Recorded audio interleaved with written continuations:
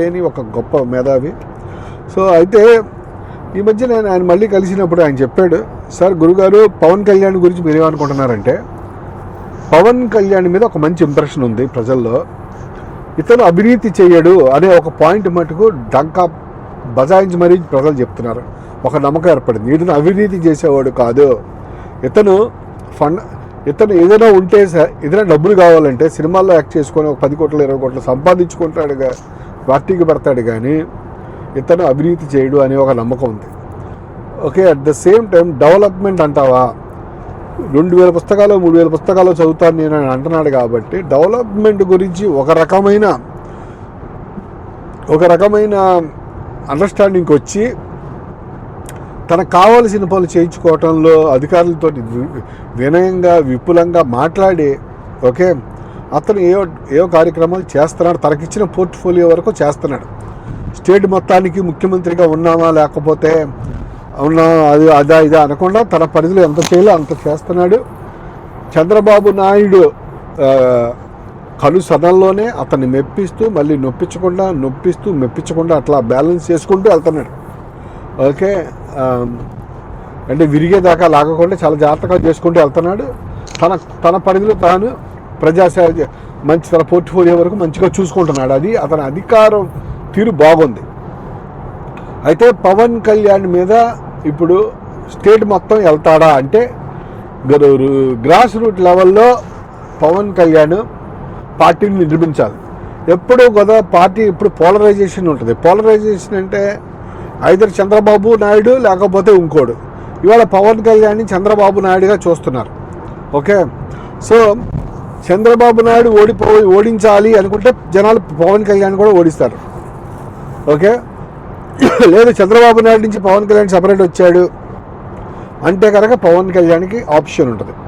ఇప్పుడు పవన్ కళ్యాణ్ ఏంటంటే క్యాలిక్యులేటెడ్గా ఇదే పద్ధతిలో స్టేటస్ కో మెయింటైన్ చేద్దామా, ఒక 10-15 ఏళ్ల పాటు చంద్రబాబు నాయుడు పార్టీతోనే ఉంటూ వాళ్ళు ఓడిపోతే ఓడిపోయి గెలిస్తే గెలిచి రాజకీయం గడుపుకుంటారా, ఒక ఆప్షన్. రెండో ఆప్షన్ వచ్చేసి క్యాలిక్యులేటెడ్ రిస్క్. ఇవాళే చంద్రబాబు నాయుడు నుంచి నెమ్మదిగా ఎలక్షన్లు ఒక 1-2 సంవత్సరాలు ఉన్నాయి అనగా పక్కకు వచ్చేసేసి వేరే కుంపటి పెట్టుకోవడం.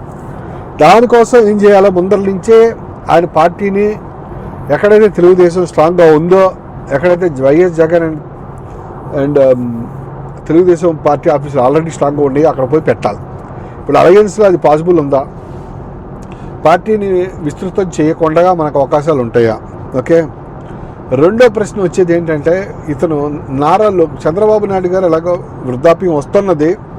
సో చంద్రబాబు నాయుడు గారు వెళ్ళిపోయిన తర్వాత నారా లోకేష్ గారు లీడర్ అవుతాడా, పవన్ కళ్యాణ్ అవసరం లేని లీడర్ అవుతాడా, లేకపోతే పవన్ కళ్యాణ్ మించిన లీడర్ అవుతాడా, లేకపోతే పవన్ కళ్యాణ్ కంటే తక్కువ లీడర్ అవుతాడా? ఓకే, మూడు పాయింట్లు అక్కడ.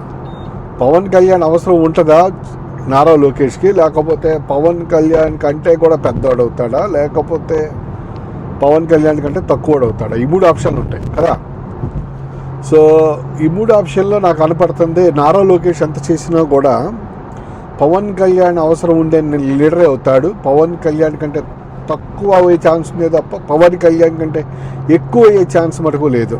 ఓకే, ప్రొఫెసర్ నాగేశ్వరరావు గారికి లోకేష్లో చాలా పరిణితి కనిపించవచ్చు, కానీ ఒక మాస్ ఇమేజ్కి అది సరిపోదు. అది చాలా శ్రద్ధాభక్తులతో పని చేస్తున్నాడు, పార్టీలో తిరుగుతున్నాడు, కానీ ప్రజల్లో అంత ఫీలింగ్ వస్తుందా అనేది నాకు, అంత ఊపు వస్తుందా ఇద్దరు లీడర్స్ మధ్య అనేది నాకు డౌటే.